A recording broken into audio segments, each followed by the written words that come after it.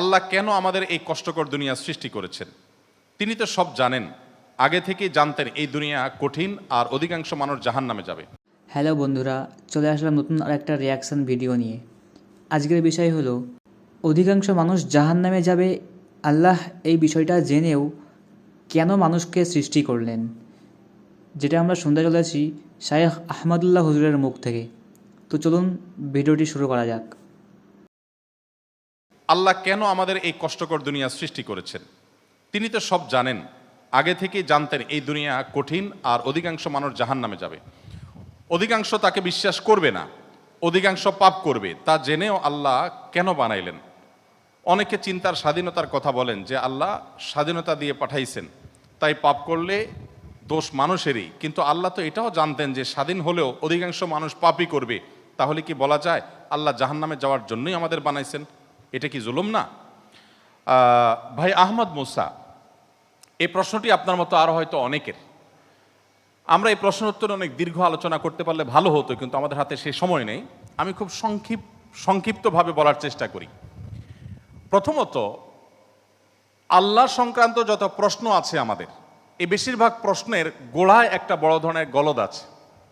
সে গলদটা হলো, আমরা আল্লাহকে আমাদের মতো ধরে নিয়ে প্রশ্ন করি।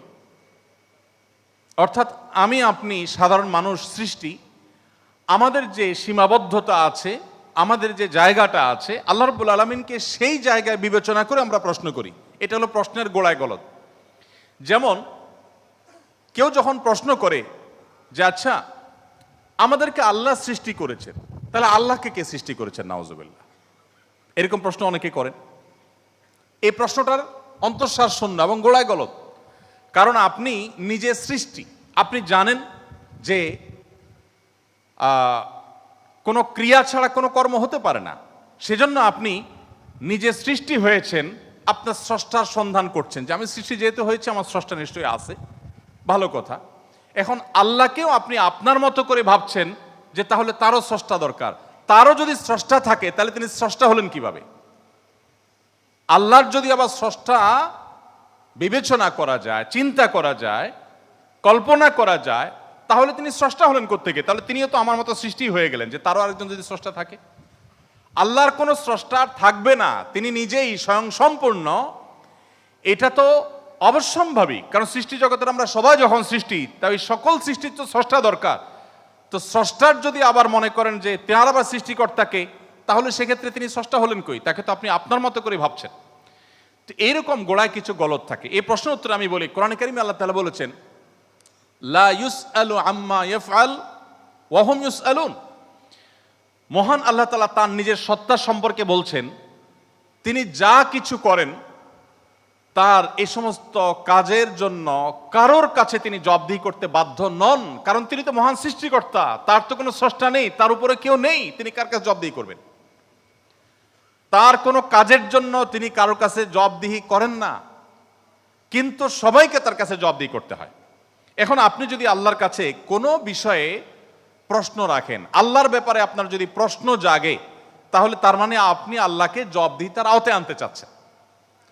মহান সৃষ্টিকর্তা যিনি সকল কিছুর সৃষ্টিকর্তা, তাকেও যদি আপনি জবাবদিহিতার আওতায় আনতে চান, তাহলে তিনি মহান সৃষ্টিকর্তা হলেন কিভাবে সম্ভব? এবার আসা যাক, প্রশ্নে আপনি লিখেছেন যে বেশিরভাগ মানুষ জাহান্নামে যাবে, আল্লাহ জানেন, তাহলে আর দরকার ছিল কি তৈরি করা?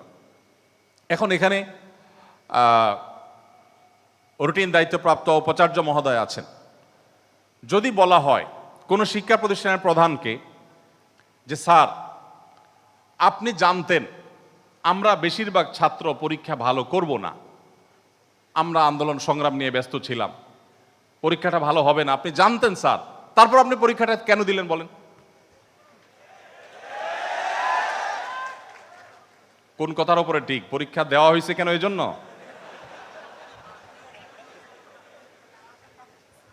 এই প্রশ্নটা যদি করা হয় কোন শিক্ষা প্রতিষ্ঠানের প্রধানকে যে স্যার, বেশিরভাগ ছাত্র আমরা ভালো ছাত্র না, ভালো ছাত্র সবসময় কমই থাকে সংখ্যা, এটা আপনি জানেন স্যার, তারপর আপনি পরীক্ষাটা কেন নিলেন?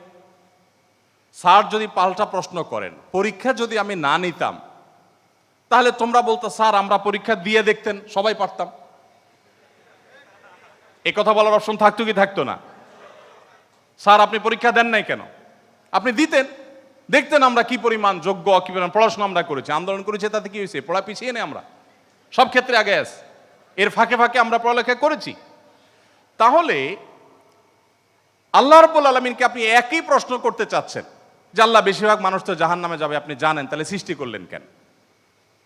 এখন মানুষকে যদি আল্লাহ তাআলা এই অনুভূতি শক্তি তার সৃষ্টির আগেও দিতেন, তাহলে মানুষ তো বলতো আল্লাহ ফেরেশতাদের তৈরি করেছেন, জিনদের সৃষ্টি করেছেন, আমাদেরকে কেন সৃষ্টি করে ইচ্ছা শক্তি দিলেন না? তাহলে আমরা একটু দেখাই দিতাম। আপনি এই প্রশ্ন তো আল্লাহকে করতে পারতেন। মূলত এই সমস্ত প্রশ্নের গোড়ায় গলত আছে। দেখুন, আল্লাহ রাব্বুল আলামিন যখন মহান সৃষ্টিকর্তা, আপনি একটি পুতুল তৈরি করেছেন, একটি পুতুল তৈরি করেছেন মাটির, দুটি পুতুল তৈরি করেছেন, একটি পুতুল আপনি রেখেছেন, আরেকটি পুতুল আপনি ভেঙে দিয়েছেন। এখন আমি যদি আপনাকে প্রশ্ন করি, ভাই কাজটি কি ভালো হলো? একটা পুতুল রাখলেন আর একটাকে ভেঙে দিলেন, কেন এরকম করলেন? আমার এই প্রশ্ন করাটা আপনাকে যদি আমি জবাব দিই, তার আওতায় আনি যে আপনাকে বলতে হবে এটা ইলজিক্যাল কাজ, কেন করলেন? আপনাকে প্রশ্ন যদি আমি করি, এই প্রশ্ন করার কি অধিকার আসলে আমার থাকার কথা? আপনি পুতুলটা সৃষ্টি করেছেন মাটি থেকে, করে আপনার একটা ভালো লেগেছে রেখেছেন, আর একটা ভালো লাগেনি ভেঙে ফেলেছেন। পৃথিবীর কোনো মানুষ আপনাকে জবাব দিয়ে তার আওতায় আনতে পারে? এই অধিকার আছে কারোর? থাকার কথা না। এটা একান্ত আপনার ব্যাপার। আল্লাহ রাব্বুল আলামিন যখন কিছু মানুষকে জান্নাতে দিবেন, কিছু মানুষকে জাহান্নামে দিবেন, জাহান্নামীদের সংখ্যা অনেক বেশি হবে, এই সংবাদ জানার পর আমার মধ্যে তো এই তাড়া কাজ করার কথা, যদি আমাকে জাহান্নামে যেতে হয় তাহলে আমার পরিণতি কি হবে? তাহলে আমি কিভাবে বাঁচতে পারি, কিভাবে রক্ষা পেতে পারি, কিভাবে আমি আল্লাহর কাছে আর্গুমেন্ট করতে পারি, কিভাবে প্রার্থনা করতে পারি, কিভাবে নিজেকে আমি সে শুদ্ধতার পথে রাখতে পারি? আমার তো সেই প্রচেষ্টা থাকবে। সেটা না করে আমি আল্লাহকে প্রশ্ন করছি, আল্লাহ কেন দিবেন জাহান্নামে, বলেন আগে। ব্যাপারটা কেমন হলো? আসলে আল্লাহ সম্পর্কে ধারণা না থাকার কারণে, বা আমাদের মতো করে আল্লাহকে ভাবনা চিন্তা করার কারণে, কল্পনা করার কারণে এই ধরনের প্রশ্ন আমাদের মনে আসে। যেহেতু আমাদের সামনে জান্নাত অথবা জাহান্নাম দুটি পথের একটি, অতএব একজন ইমানদার, একজন বুদ্ধিমান মানুষ, তিনি তার জান্নাতের পথকে সুগম করার চেষ্টা করবেন, জাহান্নাম থেকে বাঁচার চেষ্টা করবেন। তিনি আল্লাহকে প্রশ্ন ছুড়ে দিবেন না। আল্লাহকে প্রশ্ন ছুড়ে দিয়ে কি হবে বলেন? আমি আরেকটা উদাহরণ দেই। ধরুন আপনি একজন মানুষ, আপনাকে বলেছে দরখাস্ত দিতে, তুমি আমার কাছে দরখাস্ত দাও। আপনি আপনার এলাকার জনপ্রতিনিধির কাছে কোনো একটা কাজ নিয়ে গিয়েছেন, এবং সাথে দরখাস্ত তো নিয়েছেন, সাথে সুপারিশ নিয়ে গেছেন, হাই হ্যালো নিয়ে গেছেন, কাউকে দিয়ে ফোন করিয়েছেন, নানাভাবে আপনি চেষ্টা করে আপনি গিয়েছেন। সেই ভদ্রলোকের অফিসে যাওয়ার পর আপনি অনেক চেষ্টা করেছেন, কাজটা হয়নি। এখন আপনি কিন্তু জানতেন যে আমি দরখাস্ত লেখার নিয়ম আছে সেই হিসাবে লিখেছি, আবার সুপারিশও করেছি, কিন্তু আসলে হবে সেটাই যেটা তিনি চাইবেন, তার এখতিয়ার আছে এটা পাশ করা বা না করা। এখন আপনি যদি যে তাকে বলেন, ভাই নেতা সাহেব, যেহেতু বিষয়টা সম্পূর্ণ আপনার ইচ্ছাধীন, আপনি দিবেন কি দিবেন না সম্পূর্ণ আপনার এখতিয়ার, আইনও সেভাবে, নিয়মও সেভাবে, সিস্টেমও সেটা, এখতিয়ার 100% আপনার অধীনে, আপনি চাইলে দিবেন, না দিলে নাই, তাহলে নাটক কেন করলেন? দরখাস্ত দেওয়ালেন কেন আমাকে দিয়ে? আমাকে কেন আসতে বললেন? আপনি জানেন সিদ্ধান্ত নেতার হাতে, সিদ্ধান্ত জনপ্রতিনিধির হাতে, সিদ্ধান্ত সে ব্যক্তির হাতে। আপনি জানেন তিনি যা ডিসিশন নেবেন সেটাই হবে। এটা জানার পরও আপনি কিন্তু আপনার চেষ্টায় কোনো ত্রুটি করছেন না, এমনকি আপনি পাবেন না সেই সম্ভাবনা জোরালো হওয়া সত্ত্বেও আপনার চেষ্টা কিন্তু আপনি ত্রুটি করেন না।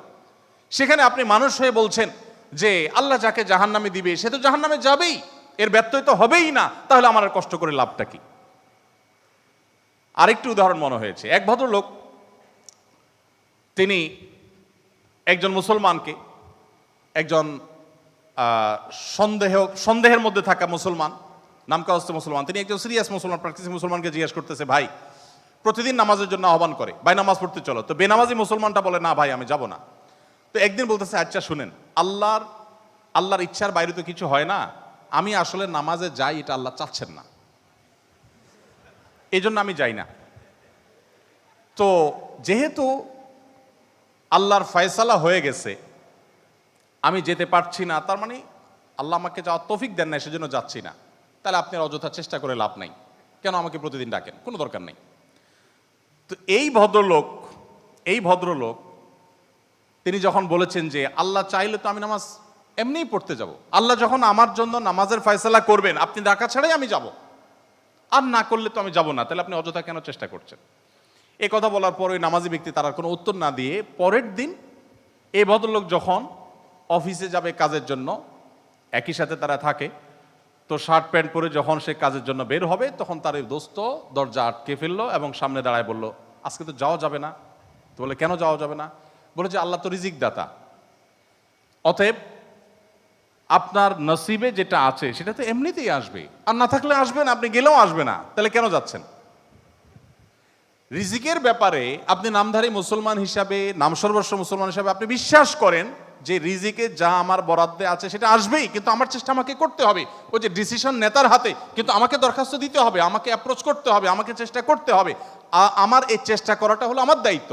দিবেন কি দিবেন না 100% তার ইখতিয়ারে, আমি জানি তিনি না দিলে আমার চেষ্টা করেও কিছু হবে না, কিন্তু তাই বলে আমি চেষ্টা বন্ধ করব না। ঠিক একইভাবে আমি জান্নাতের জন্য চেষ্টা করব, এটা আমার কর্তব্য, এটা আমার বাঁচা মরার লড়াই। আল্লাহ তাআলা আমাকে জান্নাতে দিবেন কি দিবেন না ডিসিশন তারটাই চূড়ান্ত, তাহলে আমার কাজ করে লাভ কি? এই প্রশ্ন একেবারেই অবান্তর, একেবারেই অযৌক্তিক, কারণ পার্থিব জীবনে অন্য কোনো ক্ষেত্রে আমরা এটাকে অ্যাপ্লাই করি না। তো বন্ধুরা, ভিডিওটি দেখে আপনাদের কেমন লাগলো কমেন্টে অবশ্যই জানাবেন, এবং আমাদের চ্যানেলে নতুন হয়ে থাকলে আমাদের চ্যানেলটিকে একটি লাইক এবং সাবস্ক্রাইব করে দিয়ে আমাদের পাশে থাকবেন।